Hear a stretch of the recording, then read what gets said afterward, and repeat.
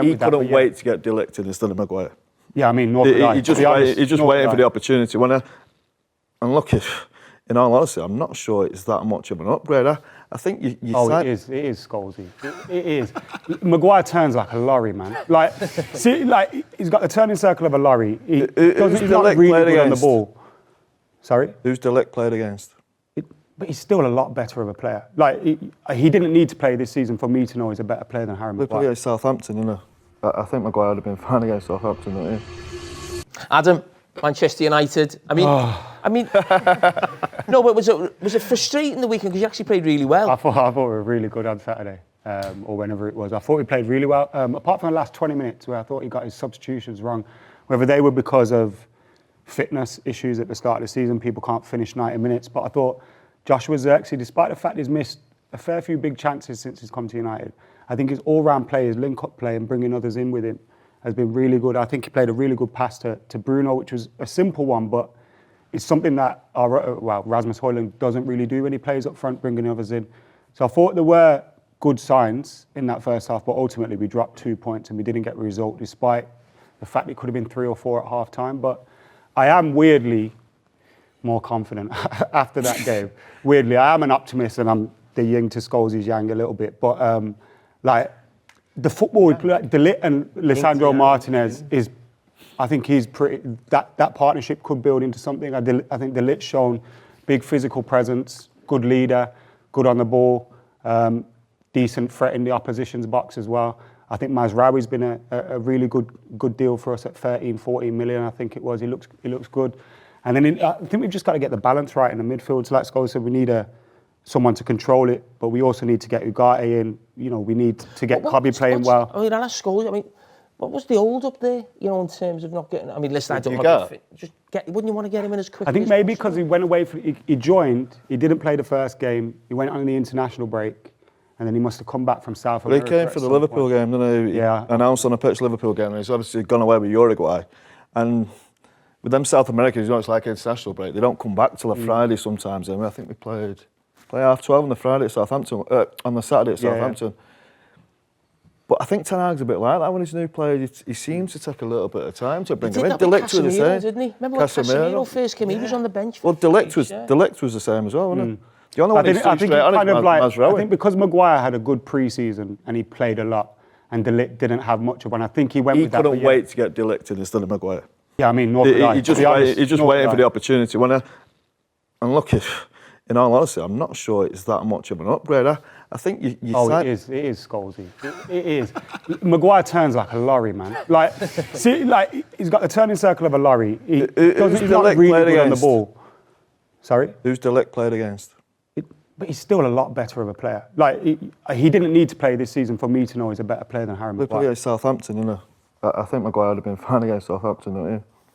Maybe, but De Ligt's just a better player. Like, there's nothing that can convince me that Maguire's better anymore, as good as him. He might be slightly better, but it's not a massive improvement where you think, wow, is it? I think it is. You're looking at a player that thinks he belongs in a United shirt, I think Maguire don't. Look, United are struggling forward-wise, aren't they? They're struggling for goals this year. They scored 5 goals, 3 of them were against Southampton. Chances missed. I think we've missed like 17 and the closest to us is 12. That probably tells you the forwards maybe just aren't good enough. Leaving Rashford out on Saturday was... it was a strange one, wasn't it? Yeah, he's been up to something, hasn't he? You think? Oh, come on, he's... Celebrated his good... He's not scored for such a long time, and all of a sudden he comes and scores 3 goals in 2 games and he's not playing. He said it was rotation. Come on, do me a favour. Garnacho deserved to start, though. Like, over Rashford? I know maybe you could have started both of them, but I think Garnacho did deserve a start. He's showing... Yeah, you know what? I think Garnacho is all right. I think he is a threat, but he's not that end article, is he? And I don't think we've got that finished article in any of the forward areas. Any of them? Apart from Marcus, who's had a tough time. We've obviously got Bruno. Bruno will score your goals, don't get me wrong. I just don't think they've got the centre forwards. I think Diallo, again, is a little bit like Garnacho. He's a little bit behind Garnacho, I'd say. But he's got a potential. We're all very raw, innit? We're all very raw, yeah, and too much potential along the front line. You think of Højlund last year, again, it's potential. I'm not looking at him thinking, wow, we've got a centre forward here, 25, 30 goals. I'm not thinking that. Zirkzee's come into it, and I agree with you, he does bring people into play a lot more than Højlund does, but is there that massive goal threat there? I know he had a couple of chances against Liverpool which the keeper saved. And I just think then as a midfield player, can we be a bit overcritical on our midfield players when you think what's ahead of you, do you know what I mean? If I was in the Liverpool team in midfield, I'd be thinking, wow, I've got proper forwards here who are going to win us games of football. If I'm in the midfield for Man United, I'm looking for, not quite sure, possibly Bruni, possibly Marcus if he's got his confidence. The rest of them, I'm just not quite sure about.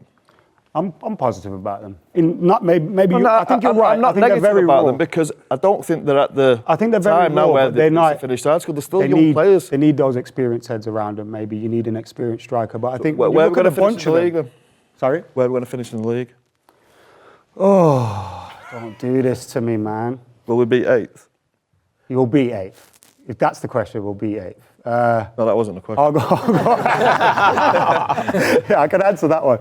I'll be optimistic and say 4th, but I know you're saying it, you don't believe it. It's going to be difficult. It's going to be difficult, but I think we showed some signs on Sunday. Look, they will get better. Don't get me wrong. Once Ugarte comes into, he might improve stuff, but he'll improve legs and he'll tackle. He'll try and get around the pitch. But I still think I go back to what you said at the start of the season at Man United, and it sort of stuck in my head, and it's maybe one of the reasons why I think he might be playing Eriksen. You kept going back to not having this holding midfield, almost someone to control the game. Basically, someone like you said, but someone to actually get on the ball, be in that position, actually control the games. It's always been end-to-end. Well, I think that has happened the last couple of weeks. I've got a little bit better since Eriksen's come into the team. In them first 2 or 3 games, he didn't play and they were all over the place.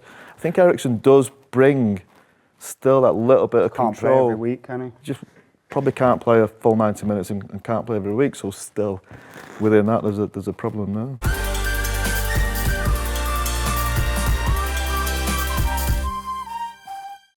The owners of the Man City are the best owners in world football right now, and until they're proven guilty, they are. Sports washing. They are. Called, though. Yeah. Well, like if you chuck enough money at it, then you get people like yourself who go, well, actually, it doesn't seem anything wrong with this because they're really nice and they've made the surrounding area look good. But that's sports washing. I think in an ideal world, you're right. They probably are the best, but there's regulations you've got to keep to.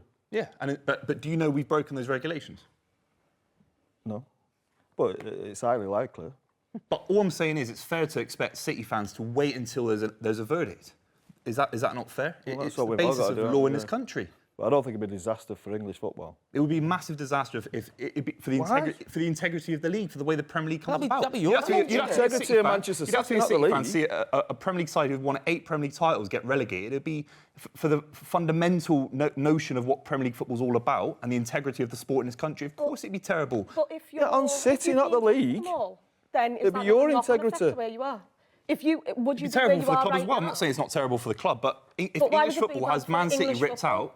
Because you've only got to where you are now. You might not like Man City, granted. We might not be as big as Nottingham Forest. Fine, but we're still a big football club with a lot of history, won multiple league titles before the takeover. This idea that City is this kind of completely new club founded in 2010, it's embarrassing. It says a lack of understanding from football fans around the world. Surely as a fan of the club, though, you should want your club to be run in the right manner, and abiding by the rules is part of that. If your club then gets demoted to League One, why would you be happy with the ownership? I'm not happy with that. I said that, didn't I?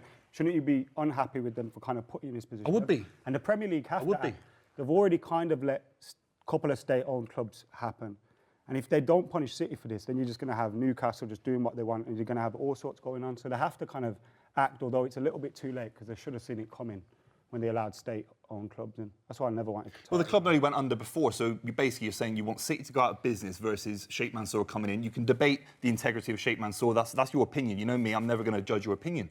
But he came in and saved the football club and made it into one of the most profitable businesses, and it rejuvenated the area of Manchester. That's one of the questions. That's huge. Is it one of the most profitable businesses? It is. It helps when you can get highly inflated sponsorship deals. No, that's just not. That's absolute rubbish. Listen, that's the situation when you talk about profitable business. I mean, you're sponsoring yourself. That's where the charges come from. No, City sold £400 million worth of academy talent in the last 4 years. That's down to but listen. But that's not what you've been charged for the last 4 years. No. Look, that's a different debate. You can't say we're not well run. Manchester City got an owner, and if we're all being totally honest, at that time, we all wanted that owner for our club and come in who's got money, take us, Man City, You know, I can see Baz nodding, that's what you wanted for years, to take your club to a level that you probably hadn't been for a long time. City weren't one of the teams competing. I understand what you're saying. In the 60s and 70s, you were at your top club winning trophies.